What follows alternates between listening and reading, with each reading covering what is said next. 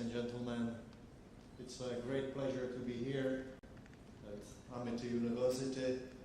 I have heard here a lot about the university itself, and I discovered that the topic I have to talk today about and the concepts that European Union or Europe is promoting now is something what is part already here, because the concept of lifelong learning or internationalization of the education, it's Amity University is a kind of example that it's already there.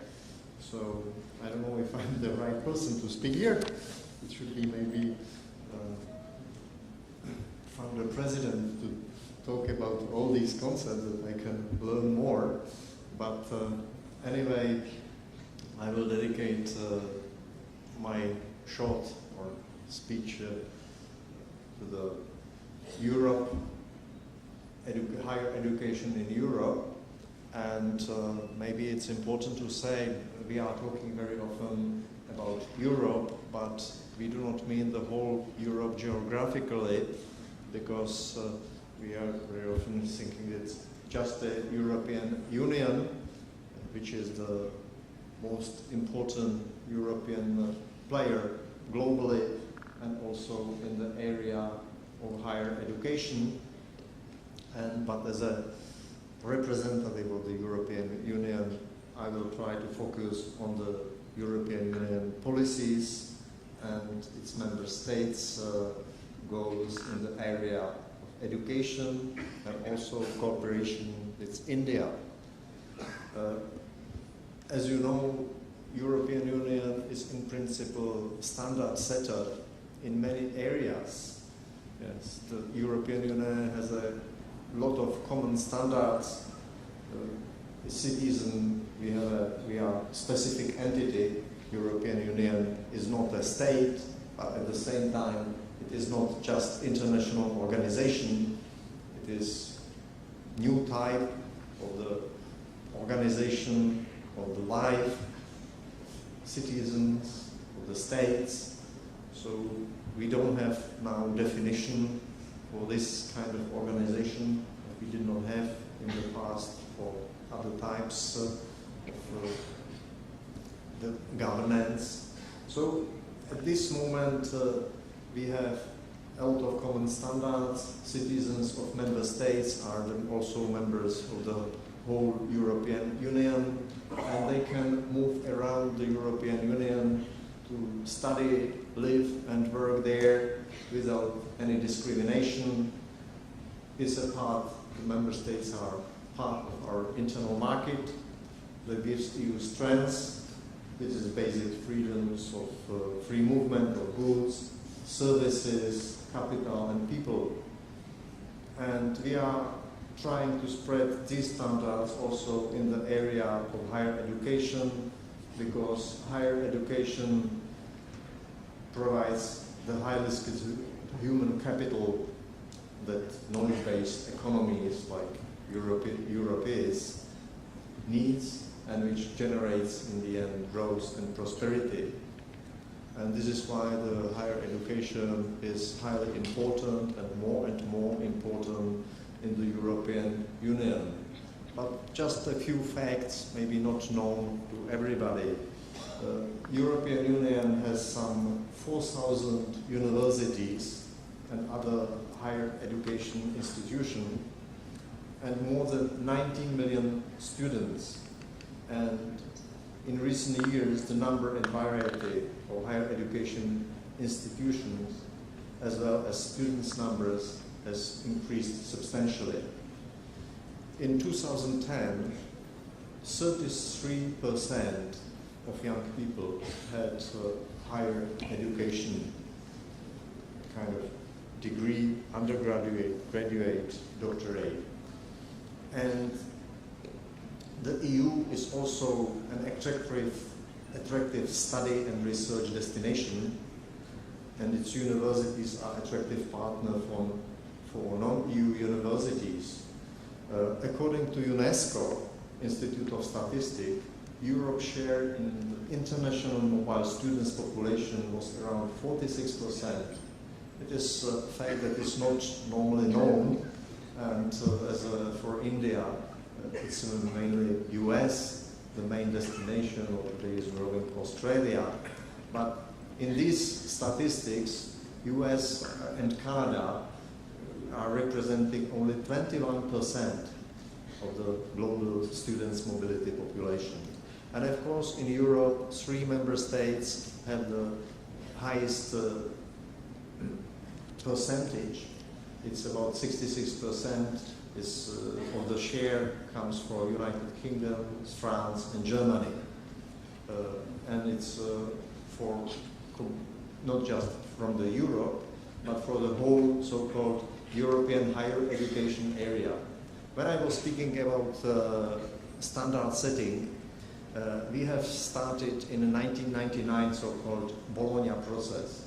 We started in 29 member states. It was EU member states plus Switzerland, Norway, and Iceland.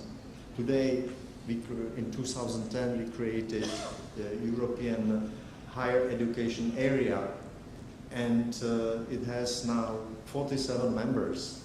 It spreads from Iceland to Kazakhstan, which we would say this is in principle not Europe, but due to existence of former Soviet Union, even these territories are considered as working very closely to Europe. And it goes from Norway and Sweden south down to Turkey and Cyprus. So the whole, practically geographically, Europe is covered by this so-called European higher education area, and it's the only exception is Belarus. And what is important in this area is that we created standards for education. System is based on undergraduate and postgraduate studies. It's easily readable programs and degrees with transparency tools as European credit transfer and accumulation system and European qualification framework that help also EU national higher education system to achieve significant degree of intra-European internationalization. What means transfer of credits? It's highly important because you can start studying in one country and you can at one university, and you can easily continue your studies at the other university because the credits you've got in your home country are recognized in other countries, so you don't have problems with mobility and getting the best what you feel that is for your education, for your professional skills. And normally in the past it was that you had to study, for instance, in one university. If you wanted to move, you needed to repeat the same subjects at the other university, just because you were supposed to know and do it at this university. And this duplicity with the system of credit transfer and accumulation system is now eliminated. And higher education in principle today is in the European Union at the heart of the 2020 strategy, which sets up our ambition goals for what we should reach by within next 7-8 years. And one of the goals is that there is a target that 40% of the young people should achieve by 2020 higher education. So it's quite an important growth of the higher educated people in the Europe, but it means more requirements on also higher education institutions. And in the result of this ambitious goal, European Union has adopted a strategy for modernization of higher education, and that in principle the universities and colleges, higher education institutions respond to the crisis and to the situation. What this strategy aims at, it's not only increasing the numbers of graduates, but also attracting broader cross-section of society into higher education, and reducing the numbers who drop out without completing their courses. It's about improving the quality and relevance of higher education so that curricula meet the needs of individuals, and especially labor market, and that the career in the future can be corresponding to the needs, yes, and also that our education is stimulating and rewarding excellence in teaching, in research.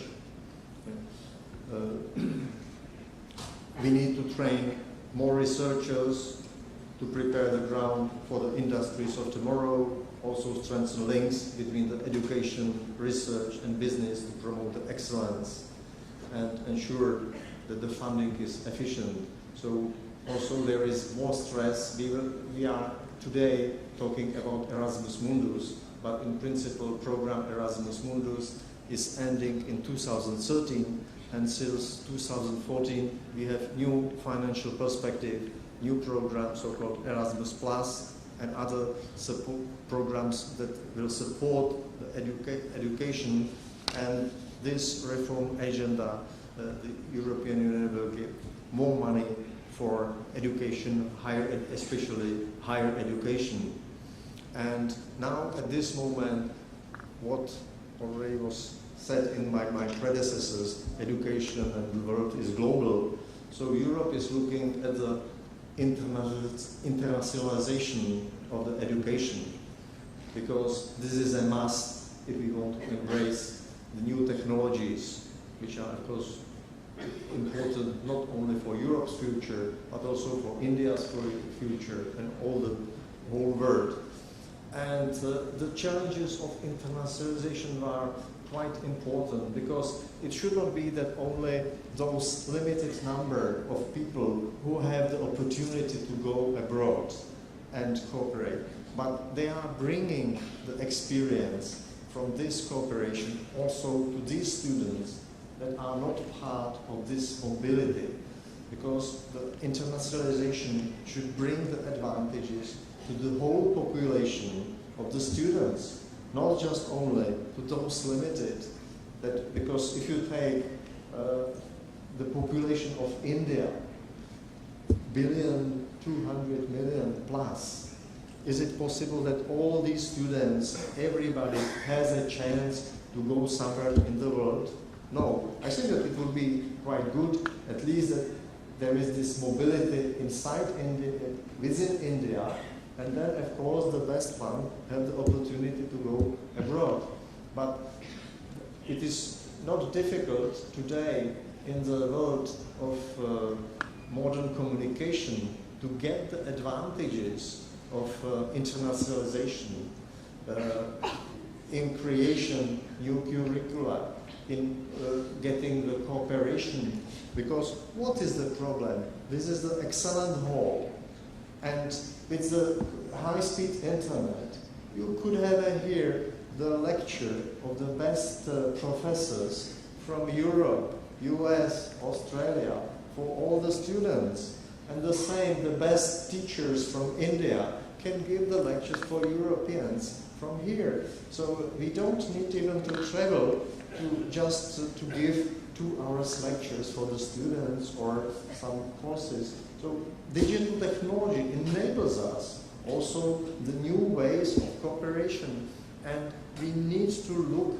at these ways, how to cooperate further and how to make advantages of digital education, of cooperation on distance.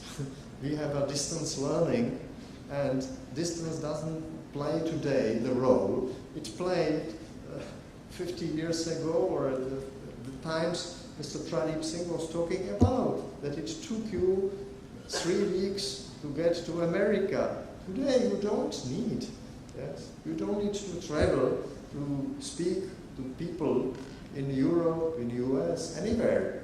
So with Skype, that is of course not American, that is European, because it was developed, Skype is a very nice European project. It was developed in small Estonia, but the owners of the company are from Sweden and Denmark, and the company is registered in Luxembourg. So it's a marvelous example how Europe works in the research area. And now, of course, it became partly American because Microsoft bought it. But this is the globalization. How the globalization today works. And concerning the internationalization, I would like to add one thing, that we are realizing that we need to change our approaches. So European Commission suggested the change of conditions of entry, residence, and rights for non-EU nationals for the purposes of research, studies, etc. And it should make it easier and more attractive for non-EU nationals to come to Europe and stay there for a period exceeding 90 days. The proposal, I hope that it will be adopted by our member states, among other things, sets a clear timelines for national authorities to decide on the applications, provide more opportunities for access to the labor market during the student stay. So we are now going to launch the new program Erasmus Mundus Plus. My colleague Matthias Temmel will talk more about it, but just for your information, it's supposed that 135,000 students from the world will participate in the next 7 years in this program as scholarships. 15,000 students will go for as researchers for new Marie Curie Skłodowska action. So there will be more and more opportunities. We will also support joint master and doctoral degrees and cooperation between the universities. So with the end of Erasmus Mundus, and it's not end of the world, we will start new programs and new cooperation with more stress on the cooperation. We have also launched a program so-called U Multirank, which is we are developing transparency tools as an alternative to and complement the traditional ranking of the universities that mainly are focusing on research, and we want to have a more objective instrument that will help us to evaluate or especially the prospective students what they need, why they want to study, because not the majority of these students are not going to be researchers, but from their point of view, it's important the profile of study, employability, and so on. So this is a slightly different approach, and this first EU multi-rank will be published in the first half 2014. So this will be another instrument. But coming to the cooperation, what we are, these were different about internationalization, but what about India? What we are doing in cooperation with India? It's a quite higher education is quite traditional area of cooperation. We have a lot of Erasmus Mundus alumni. It was a quite successful program, and but it's not just only Erasmus Mundus. We have also established in India or supported to establish EU study centers in 15 universities in India and also in Europe. We supported the exchange, cooperation between the European universities and Indian, so that in the EU the students are learning about India, and in India about EU. And this was a quite successful program, and so also we supported within the last year's so-called European Higher Education Fairs, and supported studies of Indian students in Europe, Germany, UK, France, but also other member states, because today practically in every member state you have programs in English language, and you don't need to know the local language. So it's not a barrier that Europe has so many languages. Europe is in this way very similar to India, because you can go to study at IIT Madras without knowing Tamil language, because they are teaching also in English. So the same works in the Europe, where you have now 28 member states. You have 24 different languages, but in many of these states you can still study in English. And but on the other hand, understanding the local language and studying in local language is very helpful, because you will get the best knowledge, and it's helpful for future cooperation and future business opportunities. You have completely different access to the labor market. It's knowledge of one European language than if you don't know it, especially, for instance, if this is a German or French, which are big nations, or Italian. But it's not just that we are supporting something unilaterally. We are working very closely with the government of India. In 2009, we signed together a declaration on education, and since then we are holding so-called education dialogue, and we are discussing the ways how to improve the cooperation between Europe and India, how to get closer to the standards, yes, that we have, because it's about the recognition of qualification. It's extremely important. You can study at the university, but if your masters are not recognized, if your qualifications are not recognized abroad, how you can work. So we are working on these different concepts of mutual recognition, and that is not obstacle for the mobility. We are working, also we invited India to participate in the ranking of the universities, and also another program is so-called tuning, university tuning, which is in the first step that European Union will carry out a tuning study in India. Tuning is a process and approach to redesign, develop, and implement, evaluate, and enhance quality of degree programs. The approach is, this tuning approach was developed because we do not want harmonization of the study program or curricula, that every university in principle has the same curriculum.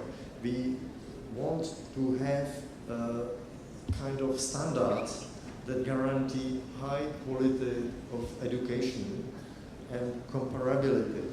And this is the sense of this so-called tuning. And in the future, it can be base for the recognition of degrees.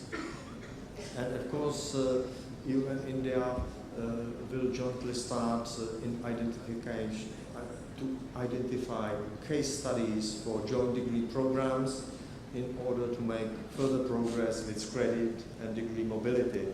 So this is kind of situation where we are now with India. We hope on more and more cooperation, and I think that this university is a good example.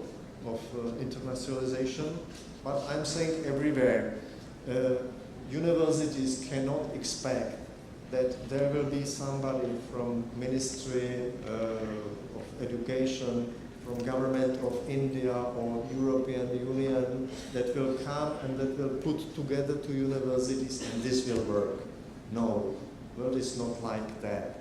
You need to have people who are really, who want to work together, who are interested. So if you are invited for any international conference, you need to say, perfect, you are a good institution, you have good subject, mathematics, we have excellent professor, would you be interested in cooperation? Only on personal basis, there must be somebody who is dedicated to this international cooperation, and then the cooperation works. I could saw it in Pune, when this is Institute of Science, it's new institution, 6 years, and they were successful in cooperation with Göttingen University without problem. You would say new institution, how they got it? Because there is one person who is doing it, who is really dedicated, and others they are asking me how we shall cooperate if you don't have the people who are not just going abroad for the conferences or welcoming here people, but just talking about weather and talking about family, but not about the cooperation.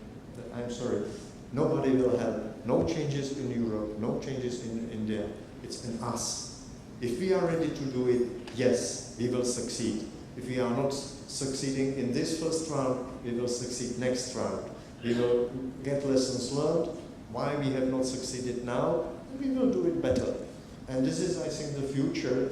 And I would be very happy if we can receive, as a European Union delegation, some inputs. What are the barriers for cooperation? What are the problems? Because we cannot solve it unless we know about it. So this is something that it's extremely important for us, and just thank you very much for your attention. I wish you very much successful